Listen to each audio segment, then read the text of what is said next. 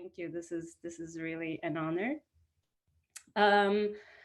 So first, I'm going to say that the talk that I'm going to give today, I gave a shorter, simpler version of it about a year and a half ago at the Great Transition Conference that was held in Montreal. And Simon was the facilitator of a panel for that talk too.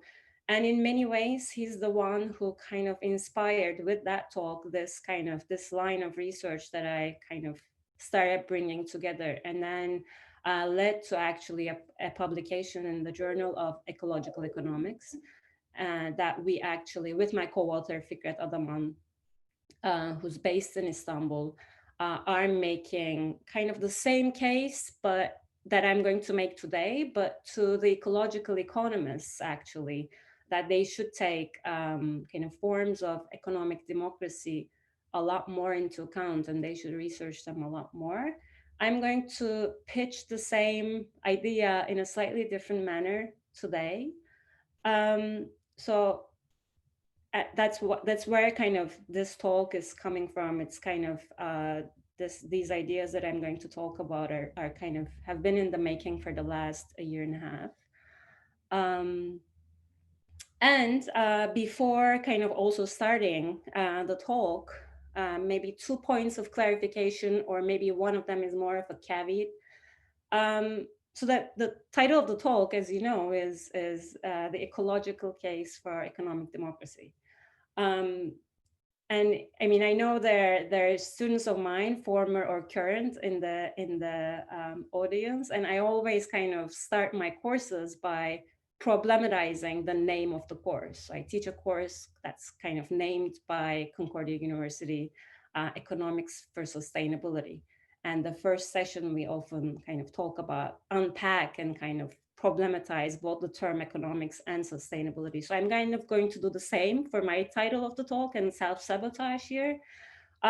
So the first kind of term that I want to, or the first point I want to problematize or kind of talk about is economic democracy. I mean, admittedly, democracy is such a loaded, but also kind of equally vague term. And I'm not going to give you a kind of a strict definition of what economic democracy is in my talk or now. But so my definition, my kind of working definition of economic democracy will be equally vague, I'm afraid. But in many senses, maybe it's good to kind of keep it a little flexible. So by economic democracy, I mean democratization of economic decision-making processes at various scales, which I know sounds equally vague as well.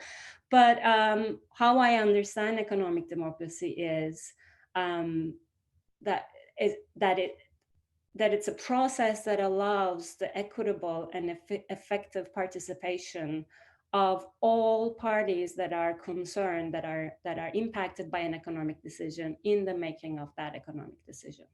So when we define it that way, there are various forms of economic democratization that we can see around. So there are different examples that we can talk about. So a cooperative, for instance, to the extent that involves the effective and equitable participation of its worker members, can be seen as a realization of economic democracy.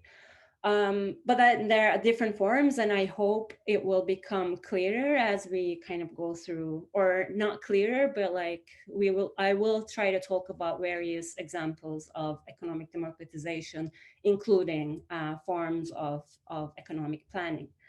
Another kind of side issue with economic democracy is it's often not a 0-1 game, right? It's a process. So there are like various extents of democratization that we can talk about.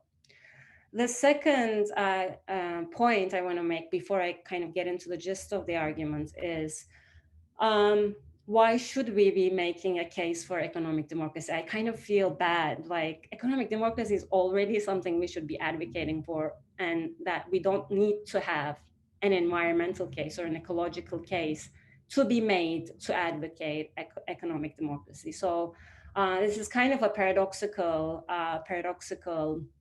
position. So if economic democracy was not good for environmental sustainability, were we going to kind of throw it out of the window? No, obviously not. So this is kind of a dangerous path, I think. Like, we should all be aware, at most me, that we shouldn't start justifying principles that should be foundational for an emancipatory and equitable future just because they are useful, they're efficiency enhancing, or they're kind of good for sustainability. I think apart from everything else that we're going to talk about today, I think economic democracy should still be espoused as a principle, especially for the left. So, okay, and the title of my talk, as you know, is the ecological case for economic democracy. And it's quite self-explanatory, I think, what I'm going to talk about.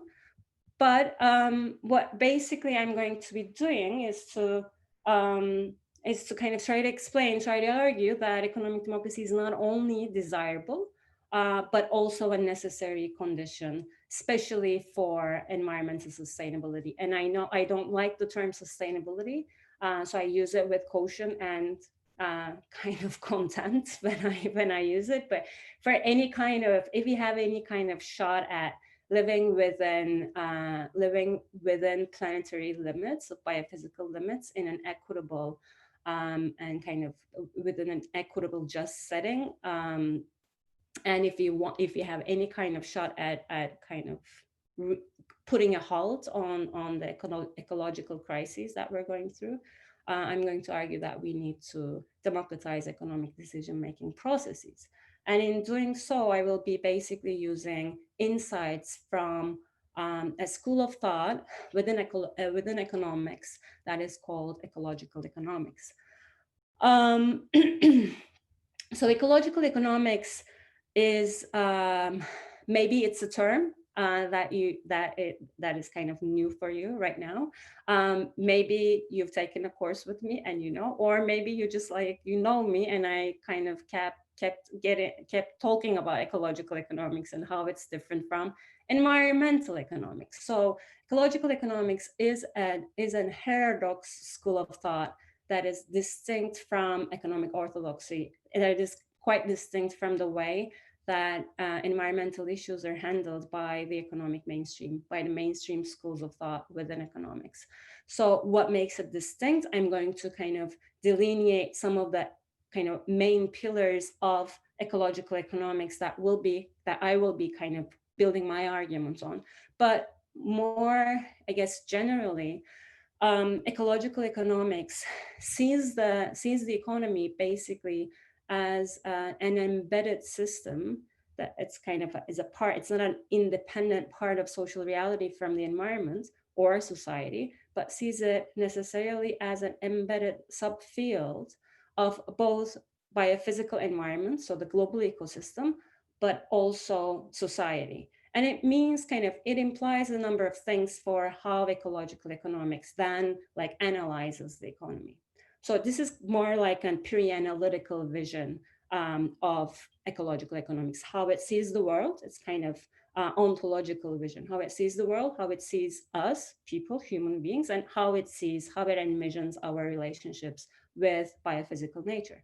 To say that the economy is embedded within the biophysical system and society means that the economy is a dynamic field. It co-evolves with both kind of social relations, social forces, but also biophysical forces.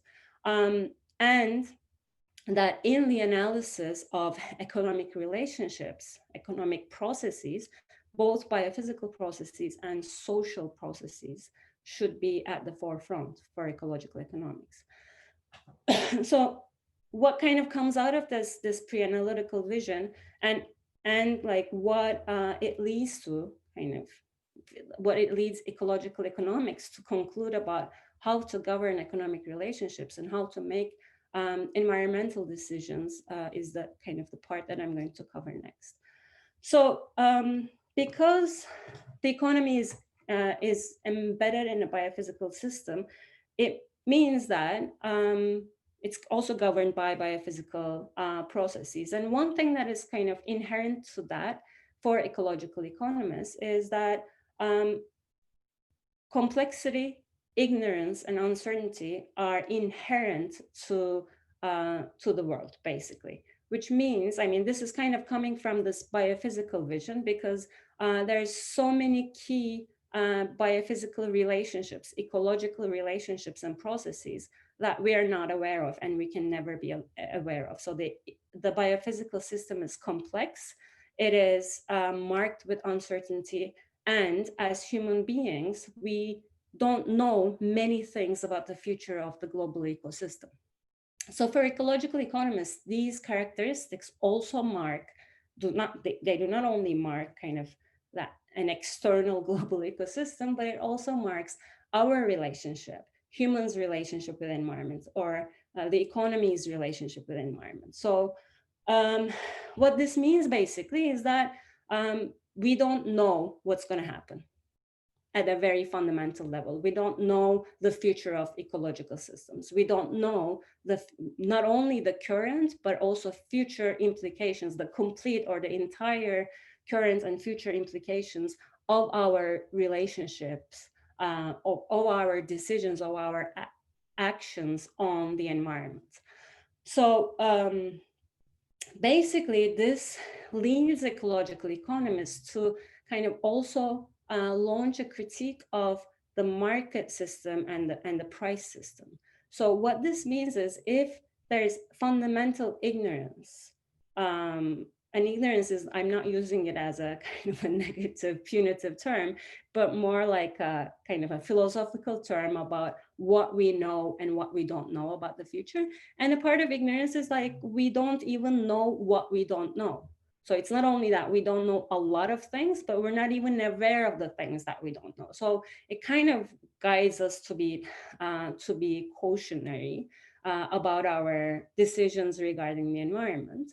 But especially within the context of prices and markets, is I mean, prices are supposed to be, if you've taken any kind of economics course, or actually, if you've taken an economics course, you probably wouldn't know this. But if you've actually taken a course that is on the history of economic thought, or like philosophy of economic thought, you probably would know this. Prices are supposed to be capturing all underlying values, all underlying, like, this is the theory, right? This is what neoclassical theory says. Prices are supposed to be prices that are imputed or actually realized in markets, actually reflect all the costs and benefits, all the values that are associated with a certain good. So it's associated with a certain economic decision. But what kind of this pre-analytical vision of ecological economics actually implies, because there's no way we can know all the costs and benefits that are associated with an economic act, with an economic decision, because of complexity, ignorance, and uncertainty, which follows that prices can never actually reflect the full kind of implications, environmental implications underlying, for instance, the production and consumption of a good. So this basically kind of forms the ecological economics critique of the price system, that prices cannot reflect every, and especially intertemporal aspect of the costs and benefits, especially with an environmental good. So many of the things that I'm going to talk about right now, and I'm going to kind of wrap them up in the middle, ecological economists are especially talking about market prices that are either imputed or formed in actual environmental markets for environmental goods. So think about the price of carbon and carbon markets, or think about market valuation, kind of monetary valuation of environmental goods and services. So these are not necessarily kind of applied by ecological economists to broader economic decisions or broader kind of the price system, but I will come back to that. So the second kind of main pillar or aspect or dimension of ecological economics that comes from this biophysical and embeddedness perspective is the notion of interdependence. So for ecological economists, especially with regard to the environment, an act that any one of us takes actually influences and shapes the opportunities and the possibilities for the rest of us to do for the environment. So what I choose to do with the global ecosystem basically has an implication of what then you can choose to do with it. If I choose to pollute it, it means that you will have to live with the implications of pollution. So the environment is not, as much as it is treated to be within dominant capitalist institutions, but also neoclassical economics, as much as it is treated to be a private commodity, it's not. It's a particular form of public good where what I do, what I choose to do have implications, influences than what you choose to do, what you can choose to do. So there's interdependence between the multiple uses and the multiple users of nature, basically.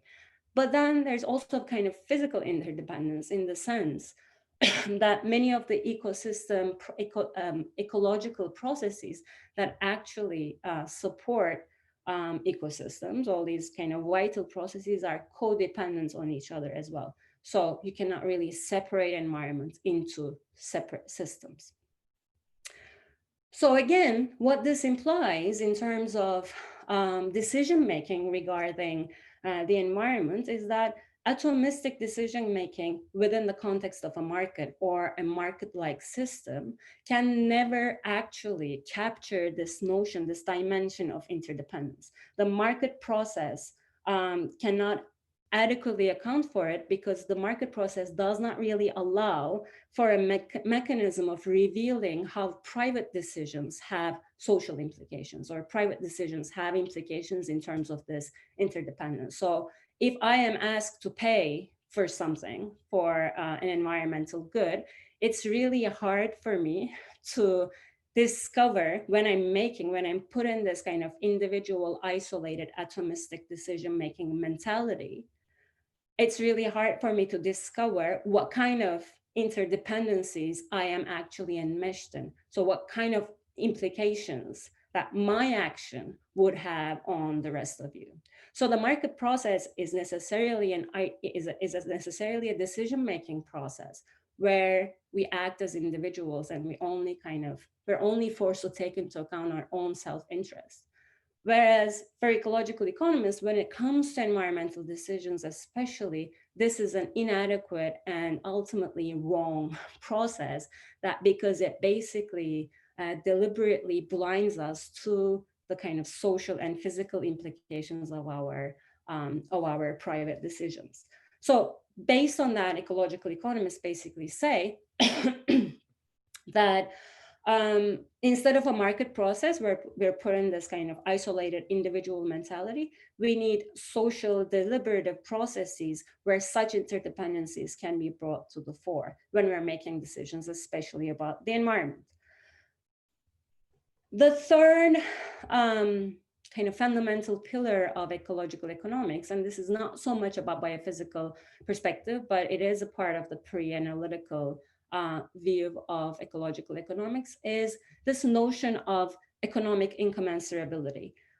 It's a little mouthful, but it's also sometimes called the value incommensurability. So what this means is that it's also another kind of attack on the price system. For ecological economists, market prices are not a relevant measure of value. And it's not because markets fail or markets do not function perfectly, but even if markets function perfectly, prices for ecological economics can, especially environmental prices, can never adequately reflect all the values associated with that particular environmental good or service.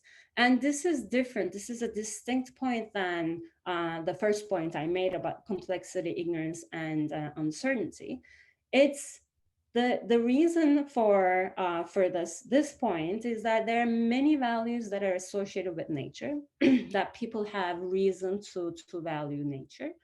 And it's impossible from an ecological economics perspective to actually reduce and translate all these diverse values that are associated with nature to a monetary metric. So a monetary kind of a unitary measure in the context of prices, this is a monetary metric, can never actually kind of capture all the values that are potentially incomparable with each other. So the kind of the roots of this term, or the roots of value incommensurability, goes back a little bit to a part of the socialist calculation debate that I will not kind of get into a lot, as much as I know at least Simone would appreciate that. But that, like, what I'm going to instead highlight is that this notion of incommensurability or value incommensurability, again, is necessarily kind of invoked as an analytical category, analytical tool in the context of environmental valuation. So, which is kind of trying to find or trying to impute monetary values for environmental goods and services that are not traded and exchanged through markets. So it has been used to criticize that process, and the monetary values that are kind of imputed and constructed through that method is can never actually kind of capture all the values because of incommensurability. But the notions, the roots of the notion, and kind of the debates that lead to kind of this notion dates back and is actually applicable to more broadly the prices as uh, to the price system and its ability to actually reflect all the costs and benefits that are associated with a certain economic decision. So just kind of suffice it to say that this critique or this notion of value incommensurability can be applied to all the prices that the market system actually gives us. And the last point that I want to make, that is again a main pillar of ecological economics, and I neglect to say it, but I think I should probably recognize this. Ecological economics is not a unified field. It's not a homogeneous kind of school of thought. It's obviously my reading of ecological economics, and it's definitely one branch or a branch within ecological economics that I think should be. So there are slightly different versions of ecological economics that different economists would subscribe to, but this is my kind of interpretation of the school, and this is the kind of ecological economics that I do. So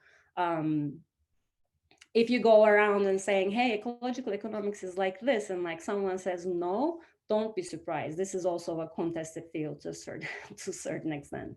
So the last point I want to make is the vision of the economic subject, or the how ecological economics sees kind of the individual, and especially the individual's values. So kind of the standard economic thought kind of posits the individual as a self-interested, rational decision maker, and kind of also posits that the preferences, what this person values and prefers to do, does not change in response to social context, in response to the discovery of new knowledge, in response to social interaction and social relationships, let alone changes in prices and income.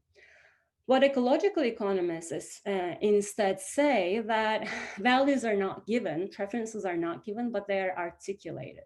So this is kind of the more institutional streak within kind of the old institutional streak within ecological economics that basically sees the individuals as individuals have a number of kind of a set of preferences and values, but the context that decisions are made, the context that individuals are put in making decisions, give differential incentives or kind of signals in terms of what kind of values are rewarded and recognized. So in a market context, for instance, it's individual decision making, it's self-interest. If you try to become a super altruistic, very nice person within a market, you'll probably get screwed up. So you're kind of, the market tells you to be a self-interested person.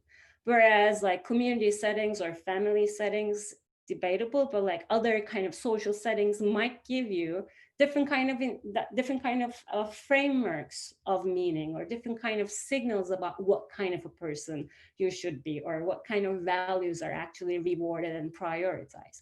So the idea here is that there is no kind of predetermined human essence. So we cannot really talk about that individuals are super self-interested even in the context of environmental decisions, or that they are super altruistic and super ethical, but that the institutions that we construct and the processes of decision making that we institute actually shape people. So instead of trying to get the good morals or the good people, or like try to kind of get the good ethics or the ethics and the values right, we can actually start constructing the institutions right. And then that will have kind of co-evolutionary impacts, both on how we relate to each other and what kind of values we uphold and make resilient. So, wow, I already spoke for almost half an hour. Okay, all right. So the thing is, as I said, all these kind of four aspects. So complexity, ignorance, and uncertainty, social and physical interdependencies, incommensurability, economic and value incommensurability, and that values are not given but articulated, basically build the kind of groundwork for ecological economists to be super skeptical about market processes in making environmental decisions. So market processes, not only market processes, but private, atomistic, isolated individual decision-making processes based on the price system that we see in the markets, basically. So there's reason, building on these four basically aspects, to be critical of this, to be skeptical of this, to be wary of making decisions in such settings. Not only because these settings kind of suck, right? I mean, markets create inequalities, it's private, it's like, not only because of that, but more fundamentally, not fun, I don't know if it's more fundamentally or less fundamentally actually, but from an ecological perspective, these institutions and these processes are inadequate. They're fundamentally incapable of dealing with many of the complex and kind of co-evolving issues of sustainability. So markets, private decision-making, isolated atomistic action basically is bad for sustainability, because they are incapable, fundamentally, inherently incapable of actually responding to questions, problems of sustainability, because of these four basically issues that I try to outline. And so basically, ecological economics is even like pre-analytical vision, gives us quite a lot of gunpowder to say that decisions should be made in social, deliberative, participatory settings. So, and this is exactly what ecological economists have been arguing for. So, and admittedly, and as I have said before, this critique of markets and isolated atomistic decision making have been applied first and foremost and almost exclusively to environmental decision making. So issues like environmental markets, like the carbon market, or monetary valuation of environmental goods and services, which almost exclusively rely on individual valuations of a certain bit of nature. And instead of kind of either market or market mimicking mechanisms like this, ecological economists have been basically saying that we need to be making decisions about the environment in deliberative and participatory settings. So just to kind of maybe concretize this a little bit more, the mainstream method for making an environmental decision, whether or not we're going to build a dam, for instance, is what we call a cost-benefit analysis. So you would kind of write down the costs that are associated with that project and write down the benefits, all in terms of money, in terms of dollars or whatever currency you're talking about, all translated into one unit and the unit of a monetary unit. Whereas in the kind of within the list of costs, you can have social and ecological costs. And for costs that you don't have a price for readily, you would do a monetary valuation of, for instance, the cost on ecosystem services, the services that will be hurt by the dam construction, and kind of impute a money value for that. And then you would kind of weigh the costs and benefits. And then if the benefits outweigh the costs, you would go ahead and build this dam. Where ecological economists would be critical of this, because the costs and benefits, the imputed price, including the imputed prices, cannot reflect the complexity, ignorance, and uncertainty. It cannot reflect the social and physical interdependence, because the monetary valuation process is is an individual, basically atomistic, isolated decision-making process. And that there's fundamental incommensurability between among different values and among different costs and among different benefits. So an ecological economist would propose to do kind of a participatory deliberative mechanism to make this decision, such as a citizen assembly or some kind of assembly and participatory decision making process, where basically taking into account the value incommensurability, individuals first would not be forced to express their preferences, their values about nature only in monetary terms, and the different dimensions of a dam project, its ecological implications, its social implications, its economic implications, would be evaluated through a deliberative process, not necessarily by one metric, but by multiple indicators. So basically, you would be addressing the notion of economic incommensurability through that multi-criteria analysis of a project. The deliberative social setting of the decision making would allow participants to basically discover the physical and social interdependencies that is associated with that decision making. Complexity, ignorance, and uncertainty would also kind of figure into this process. It would be kind of apparent through the process what kind of things we know and what kind of things we don't know. And the decision making that process could also include scientists, for instance, from a variety of disciplinary backgrounds. So we would have kind of different information, different data about the different dimensions of this project, not only economic data, but like a variety of perspectives. And then lastly, this process itself would be constitutive of values. So I can walk into that process as a self-interested asshole, but through the process, I might be educated in terms of the values and the subjectivities. I might actually become a better person. I don't want to say a better person, but the process itself would be constitutive. This kind of deliberative participatory process itself could be constitutive of different values that we might deem desirable for a just and sustainable future. So this is basically the ecological economics proposal for making decisions when it's applied to environmental issues. But as I said, I mean, this has been, although all this critique and kind of conclusions and proposals have been applied only to environmental decisions narrowly defined, they can actually be applied to broader processes of economic decision making.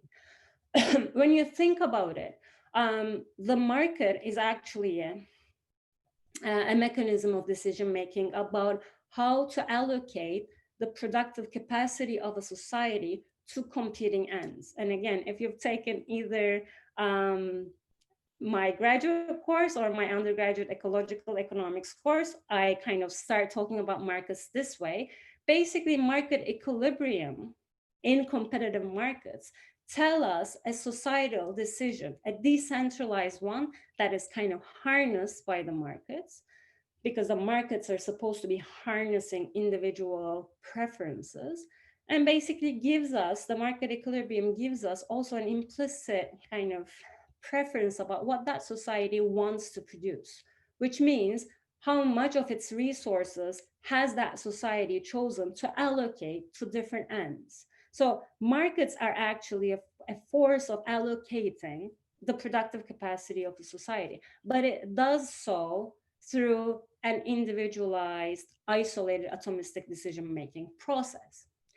And although not every commodity is an environmental commodity, or everything that is produced has kind of as much environmental implications as environmental goods and services, every production and allocation decision has an environmental implication. So I think the arguments that I just kind of outlined, that is coming from ecological economics, there's reason to apply them to the market process, to the market allocation process more broadly. So ecological economics actually gives us a reason to say that these allocation decisions should not be left to markets. And instead of markets, there should be more democratic ways for a society to decide, more democratic, deliberative social settings for a society to decide where it wants to allocate its productive capacity, how much of its land, for instance, it wants to allocate to food production versus biofuel production, or how much of its, how many cars does it want to produce, and like how much of its steel or rubber it wants to allocate to car production versus, for instance, bike production. I'm simplifying these examples, obviously. But the point is, decisions about productive capacities allocation have very serious implications in terms of have very serious environmental implications. And there is reason to make these decisions through social and democratic processes. What I will talk about next will be kind of talking about alternatives to the market in terms of making these decisions.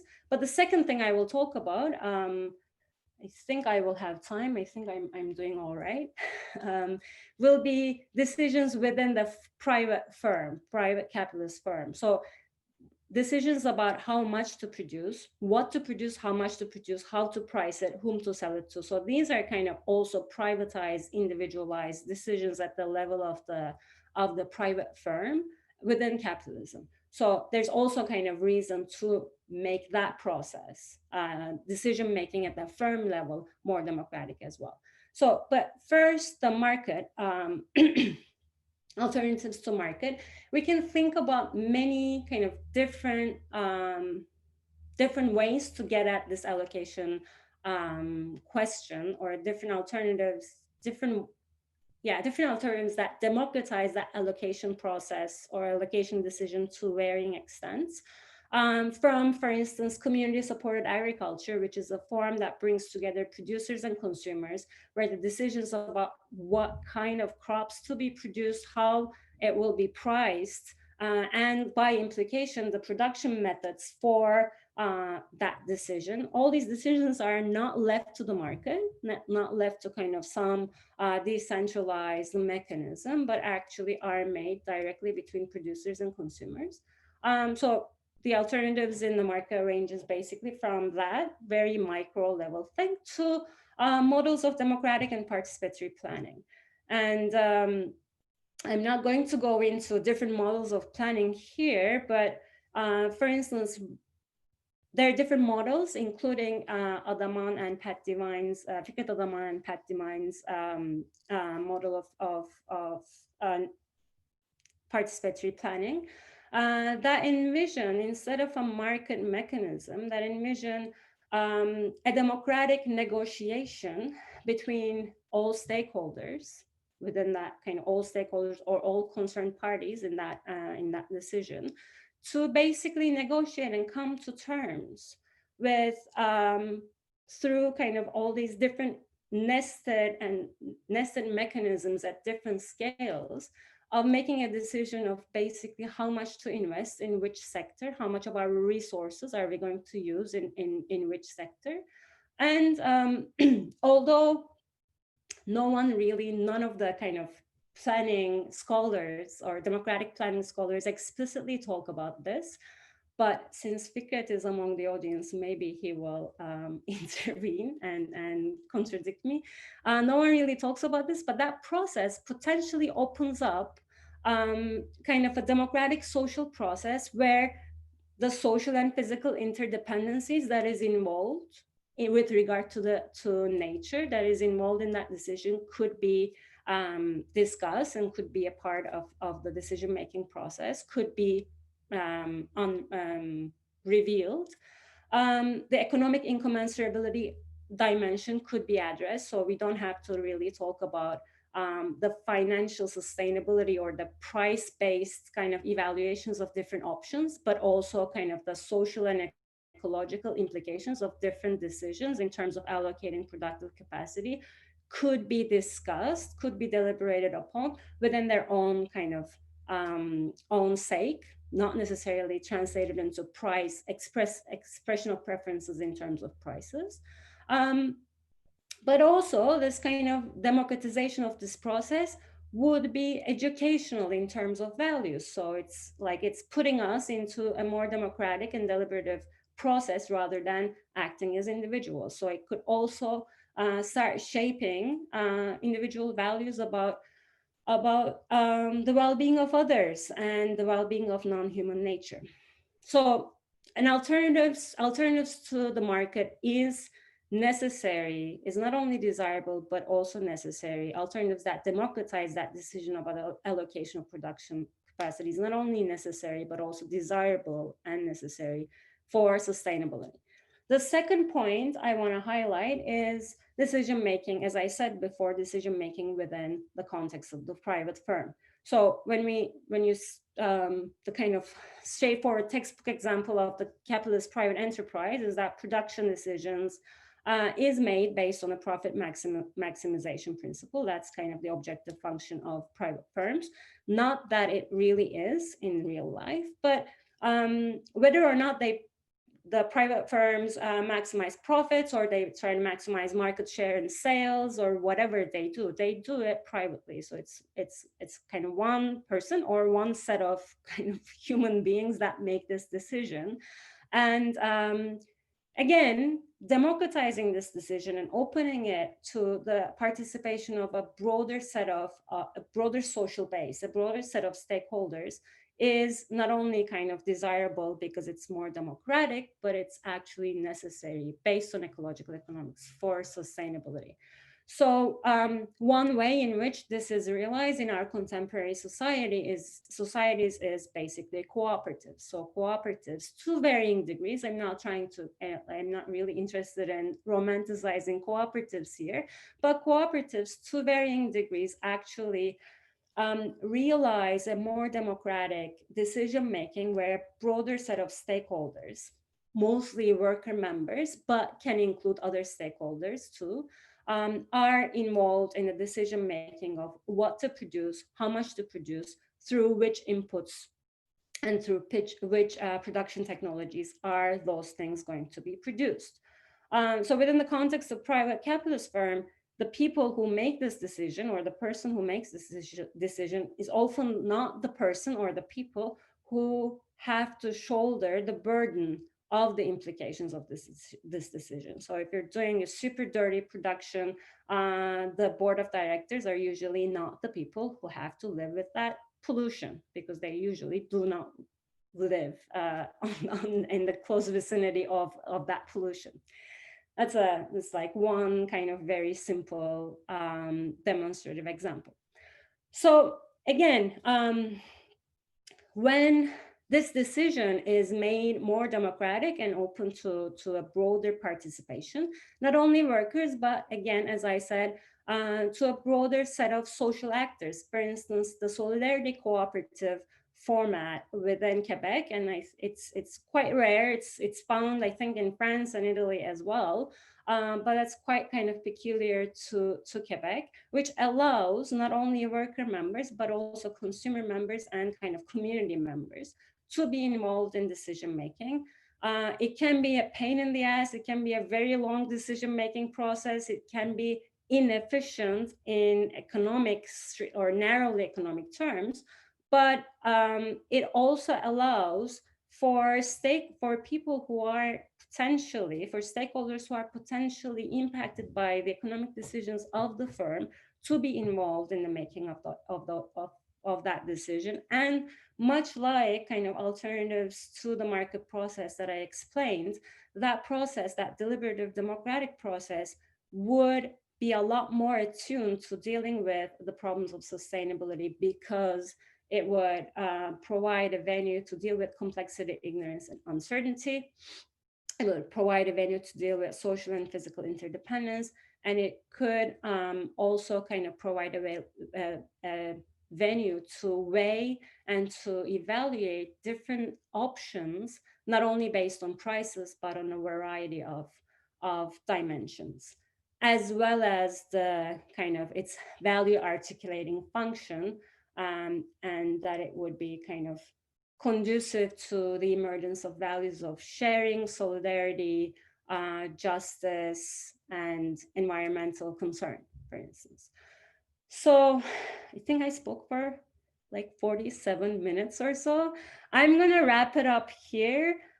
So just to say that basically what I try to do is to use kind of the toolbox of ecological economics to say that what we gain, what we learn from ecological economics actually helps us to make a case for economic democracy or democratization of economic decisions more broadly throughout the economy, because that's the only way to actually deal with, that's the only setting, those are the only kind of processes that are attuned to deal with the specifics of ecological processes and to address problems of sustainability.